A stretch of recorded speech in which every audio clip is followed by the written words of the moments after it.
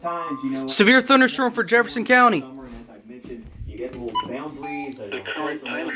Here we go. The region during this time of the year. That can cause some delays and cause some storms to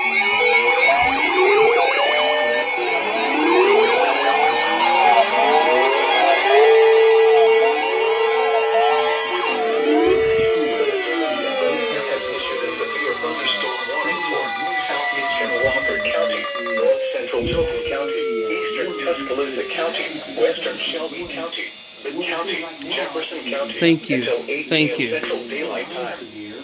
At 6:58 p.m. Central Daylight Time, severe thunderstorms were located along a line extending from near Concord to near Centerville, moving northeast at 45 miles per hour. Hazard, 60 miles per hour wind gusts. Source, radar indicated. Impact, expect damage to roofs, siding, and trees.